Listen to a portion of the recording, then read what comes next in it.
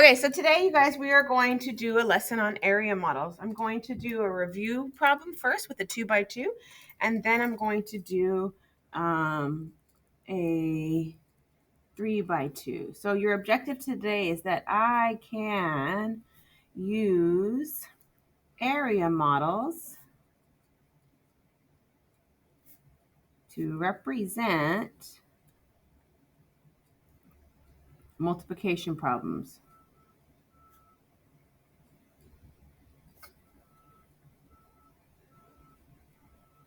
Okay, so that is what we are focusing on today. We can highlight that so that can stick out.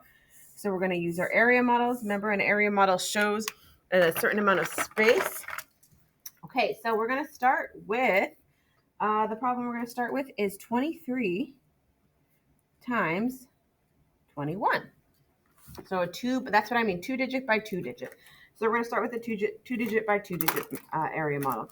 So I always remember I tell you to draw a rectangle because when we're doing area, it's like length times width. So I always draw a rectangle, right?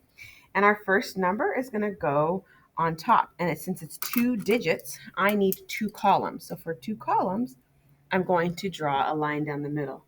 And I'm going to separate it out by place value. So this 2, remember this 2 represents a 20. And that 3 represents a 3. So it's 20 plus 3. So 23.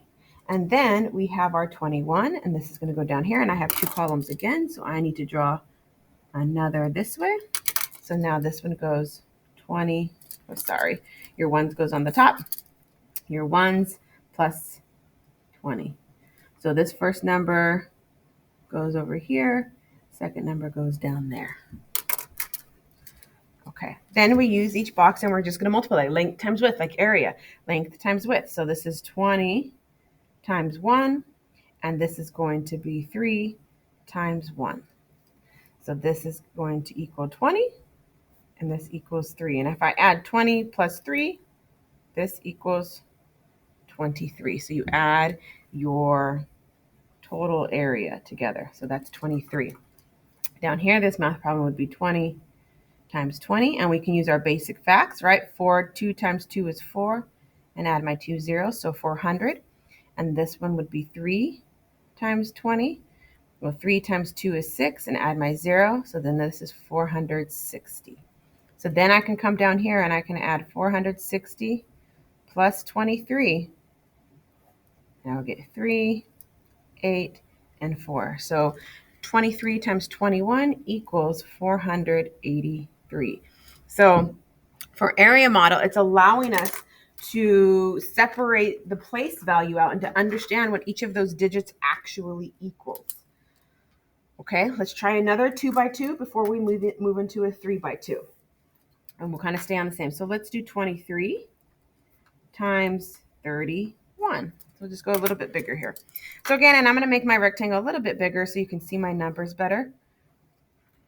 It just makes it easier for you guys. So again, 23, I have 1 digit and I have 2 digits. So that means I need to have 2 columns over here. My 2 is really a 20 because it's in the tens place. So I'm going to put that as a 20. And every time I have a line, I have a plus sign. That 3 is in the 1, so it's just worth 3. So I've separated out my number by place value. Then this one's going to go on the side. Again, it has 1, 2. It has 2 digits, so I need 2 columns, which means I need to split it in half. And again, I'm going to put my ones place, so there's 1, and then I'm going to put a plus sign and my 30 down there. So again, I'm separating my numbers that way. Then I'm going to actually do the math inside of the box. So I'm going to do 20 times 1 equals, so 20 times 1 equals 20. And 3, so that's at the top, times 1 equals 3. So that's the space, right? Then we have 20 times 30. Well, 2 times 3 is 6, and I add my 2 zeros. So 1, 2. And then 3 times 30 equals 3 times 3 is 9. Add my 0. And if I add these two together, so I'm going to also highlight those for you so you can see what I'm adding together here. So I'm adding the totals in the box there. And you're going to go straight across. So 20 plus 3 So this equals 23. This is the partial product. And this is 690. So partial products. And then I'm going to come over here and stack those up together.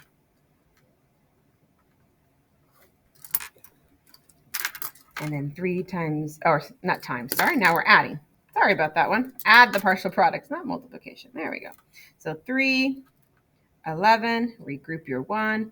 So 713. So then I can come back up here and put 713 is your answer. Okay, so that is 2 by 2s. So today now we're going to add a 3 by 2. So I'm going to flip my paper over.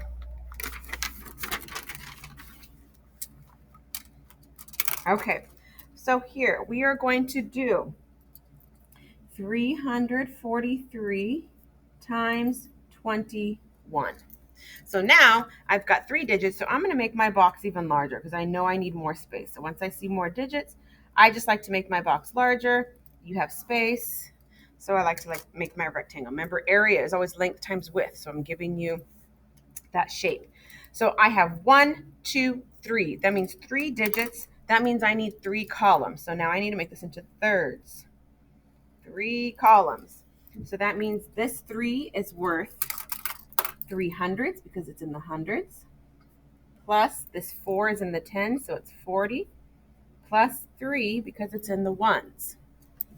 And then I have that. So now I have 1, 2. So I'm only going to put 1 here. I'm going to put my ones up here. So the 1 plus 20. So again, I take that and I break it down by place value.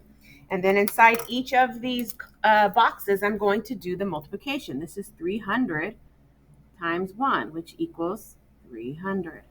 This is 40 times 1, which equals 40. This is 3 times 1, which equals 3. So you can see here, this is just the answer. And then if I add this 300 plus 40 plus 3, my partial product would be 343 for those. Then I'm going to come to this top and I'm going to go to this, the 20, the tens place now. So 300 times 20. Well, 3 times 2 is 6, and I have 1, 2, 3. So 1, 2, 3, 3 zeros. I have 40 times 20. Well, 4 times 2 is 8, and I have 1, 2, so 1, 2 zeros. I have 3 times 20. Well, 3 times 2 is 6, plus 1 0. So now I'm going to add 6,000 plus 800 plus 60, which is 6,800. Can you please come to the front office? So now I have 6,860. So now I'm going to take these two and I'm going to add. So 6,860 plus, now remember to line up by place value again. We don't want to do all that work and then not get it correct. And we're adding 3, 10, regroup, 12, regroup, 7. So I know my answer is 7,203. Okay, so that is how we are doing. We're gonna line them up by place value, and then you're gonna add them up together.